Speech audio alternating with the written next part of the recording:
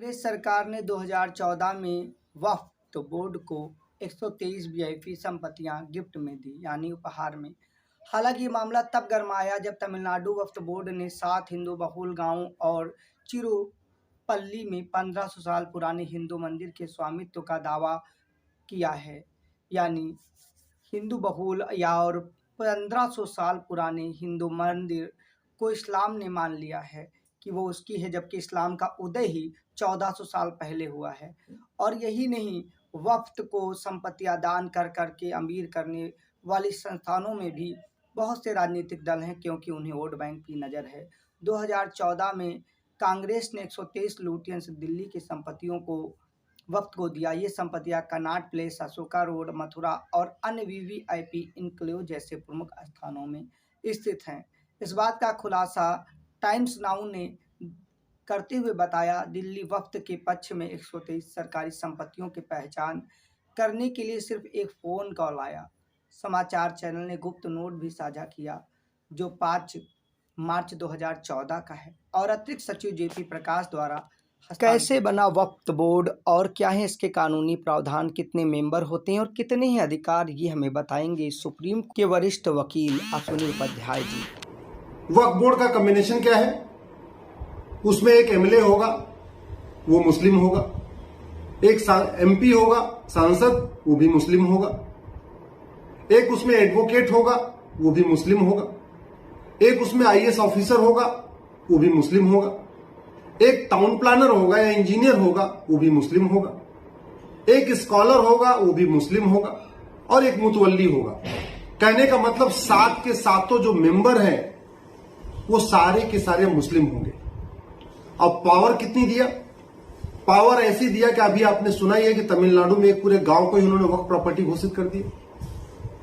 ये वक्फ बोर्ड जो बना है इसके पास इतनी पावर है कि वो आपके घर के पास आए और ये कह दे ये वक्फ प्रॉपर्टी है, तो आपको सिद्ध करना पड़ेगा कि आपकी प्रॉपर्टी है। वक्फ बोर्ड को कुछ नहीं सिद्ध करना, बस उसको उंगली रखना है कि भाई ये हमारी वक्फ प्रॉपर्टी है। ऐसी पावर दे रखा है।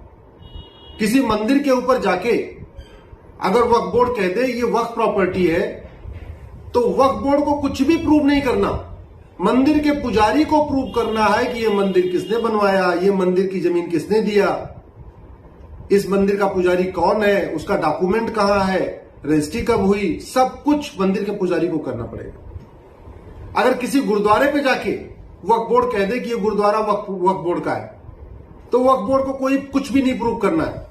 प्रूव करना है गुरुद्वारे को, वहां गुरुद्वारे को ये प्रूव करना पड़ेगा जो गुरुद्वारे को चला रहे हैं, गुरुद्वारे में जो मैनेजमेंट कमेटी में है, कि भाई ये जमीन उनकी थी, उन्होंने गुरुद्वारा बनवाया, तब से हम इतने लोग यहां पे रह चुके हैं और ये उसकी मालिकाना हक है। ये सब कुछ प्रूव करना पड़ेगा। ये सिचुएशन है। ऐसा कोई कानून हिंदुओं के लिए नहीं है कि हिंदू जाके कहीं कह दे ये जमीन हमारी है, ये हमारी हिंदुओं की जमीन ना, ऐसा कोई कानून नहीं।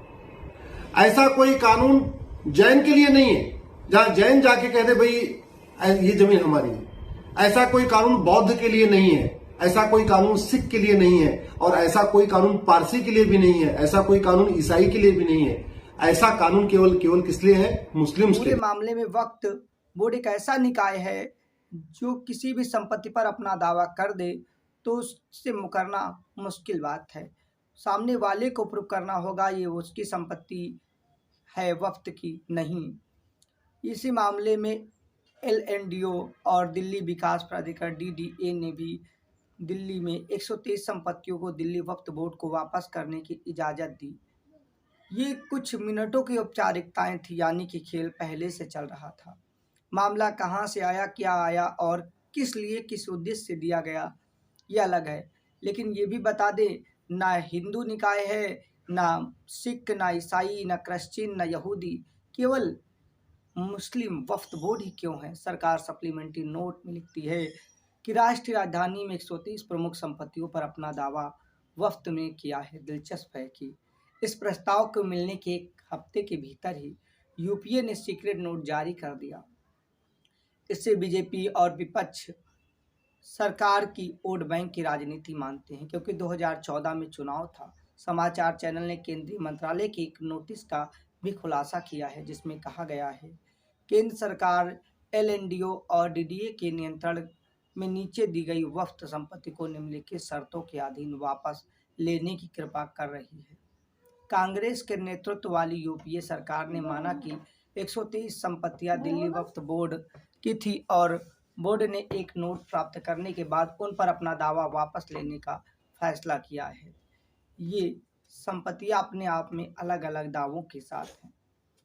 हालांकि वक्फ बोर्ड क्या है, इस बारे में हम आपको अलग बताएंगे कि वक्फ बोर्ड एक ऐसा धार्मिक निकाय है जिसमें अल्लाह यानी अल्लाह के लिए दी गई संपत्ति का इस्लाम में आस्था रखने वाले लोगों द्वारा दान स्वीकार किया जाता है।